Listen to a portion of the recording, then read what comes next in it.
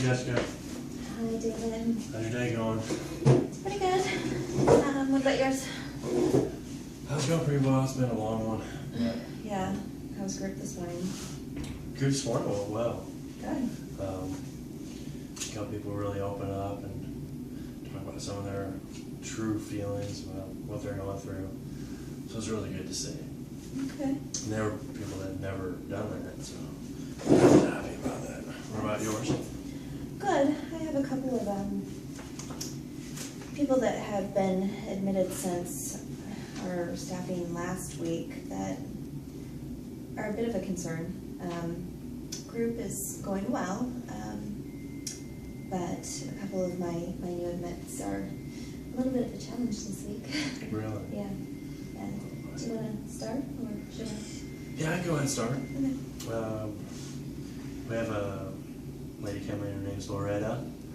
She's 23 years old, single, heterosexual, Caucasian, seeking treatment for opiate use. Okay. She's works at Olive Garden and lives in Bloomington. Well, that's a drive. Yeah, it's about an hour and 15 minutes each way. So we had discussed in group today how she'd like to, or what she thinks about moving into PH or SLP. I'm sorry, Okay. and she's not really too big on that because she has issues in where she lives at right now with her roommates in an apartment, and she feels like she doesn't want to get into another situation in an apartment with roommates. Do you think that some of that could potentially be her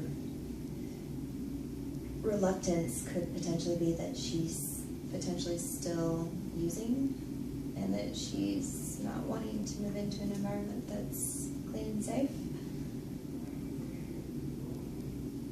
No, I don't think so. I think that she is genuine. She's been through a lot of trauma in her life. I feel like she's been honest with me. All her UDS screens have been negative. She seems to show good motivation. Just everything that she shows me leads me to believe that she is telling the truth, that she wants to do this and work the program. Did she come from inpatient or was she direct admit? She came through detox. Okay. Yeah, and there are some other issues here. So she is involved with losing a child in 2011 due to stillbirth. Just recently, she learned her father has leukemia. Okay. There's a lot going on with her. Yeah, and she started to talk about that just a little bit in group this morning, but I could tell she was this close to just stopping altogether, just kind of breaking down. And yeah, so she didn't want to process that anymore. Who else do you have? Terry, she's a 53-year-old divorced African-American female. She seems to be doing a very good job. She's employed full-time. She's been here in the past. She's been here twice at Fairbanks, but... Does she have disability from work? Yes, Okay. she is. So, I don't know. I think she's doing great. I don't really foresee any issues with her. She seems very insightful, very self-aware. First time in treatment? Yeah, second time. Second time. She's been here once before. Okay. Missed that. The only thing I would encourage her, or I have been encouraging her with, is finding a better support system, working better, more closely with her sponsor, and trying to go to more meetings. Because last time she told me that she kind of quit doing that altogether. And so she was just like, I can do this by myself. You could make the meetings contingent upon her graduation. Yeah, this is true. So maybe that's something I could consider in the future. Right. Would you recommend that, or? If that's a concern you have in her relapse, being that she's already been to treatment before, you could certainly have her attend a certain number of meetings, what you feel is best for her. Right. Depending on how the next couple of weeks go, have her attend at least 2 or 3 meetings a week, depending on how you see the progress going. If she's planning to go to IOP, you could step it up. Oh, yeah. Well, I'll talk to her about it. And then just lastly, real quick, I have 3 discharges. Ellie, I'm sorry, she's going to IOP Okay. on Monday. Caitlin's going to PHP on Tuesday, next Tuesday, and Corinne's going on next Tuesday as well. And they're both in the same group. So, Okay. yeah. Okay. Well, that's good. Any concerns with them discharging? No, not really. Okay. I think Ellen, she's kind of a person that likes to do things. I mean, she's very independent, and she's kind of a little bit overconfident. So, in a way, I'm kind of worried that once she gets out, and goes back to work, and comes back here for 3 days a week, that she might be. Whose IOP group is she going to? Maryland's. Okay. Maryland's. Maryland's pretty strict, so that's probably the best group for her. Did you recommend Maryland for her? No, but she was just placed there. Okay. All right, well, that was fortuitous then. Okay. Well, I have Martha. She's been with me for 4 days now, since our last staffing meeting. She spent 10 days in inpatient. She is 66 years old. She is the homeless woman who was found in the abandoned house. I remember her. Her son was arrested on drug charges, and that's why she was left in the abandoned house. Through happenstance, a nurse found her, took her over to community, and when she was admitted over at community, she had a UTI and a couple other medical issues at the time. So she was treated there, and they discharged her and brought her over here because of, obviously, the heroin problem. She got hooked on heroin using with her son. And other substances, whatever they could get their hands on, basically. They were stealing. So she also has a pending theft charge. So she's on probation. So we have to work with our probation officer as well.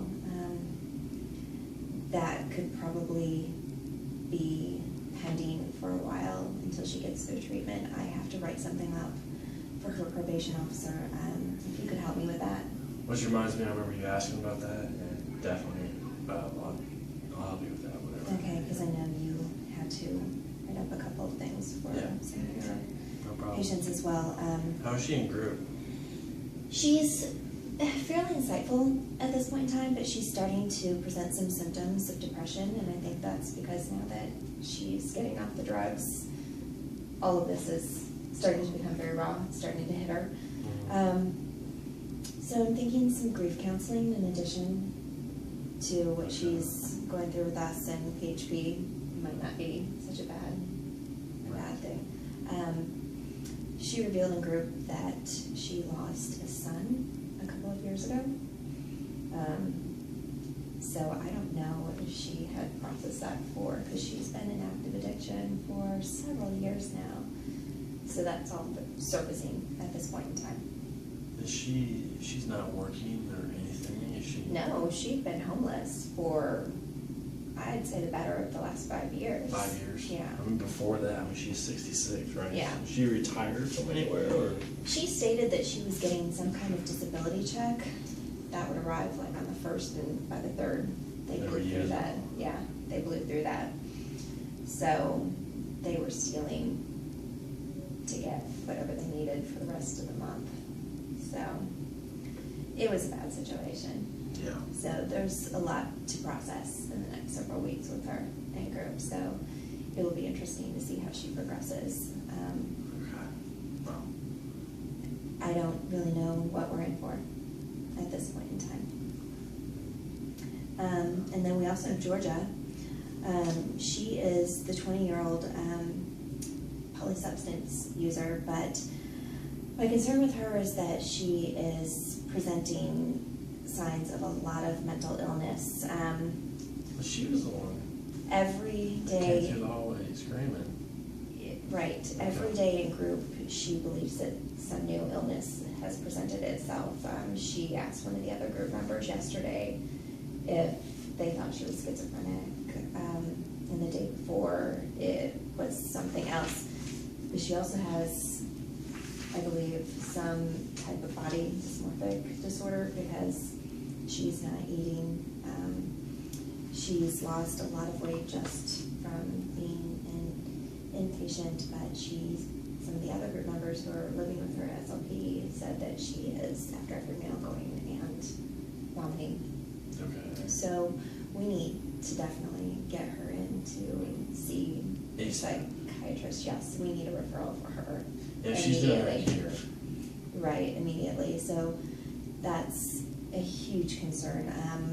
I've already talked to Dr. Ryan about it, and he's scheduled to see her tomorrow. So we'll know more after he sees her. Awesome. Okay. But that's a huge concern for her health, and even for the other roommates that she's living with at SLP, because they're showing concern about her. She's not participating in group at all. She sits there completely, flat effect. Okay. So I'm concerned at this point as well. And her parents are traveling out of the country, so there's no family support for her. Yeah, they get small support, get the psychologist diagnoses, and then really take it from there. I want to, just a recommendation, I want to try to push her in Yeah. group. I mean, Right. So there's only so much you can engage with. Yeah, so she's, a hypochondriac at this point with everything that she's presenting, but we'll know more after she sees Dr. Ryan, and he might refer her out to another psychiatrist outside of Fairbanks. I have 2 discharges. All right. Andrea, she's gonna be returning to work, but she's tried this 2 other times before, so we'll see how that goes. But it might be healthy for her, hopefully, to get back to work, but her disability is running out, so she doesn't really have a lot of options at this point. If Maybe she you can wants- refer her somewhere.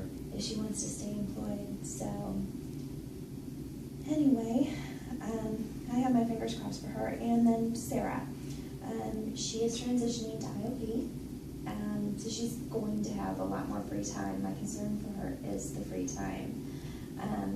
So I thought about potentially referring her to work 1 and seeing if she could get some temporary work. But I don't know if she's completely ready for that yet. That might be a lot of responsibility at this point.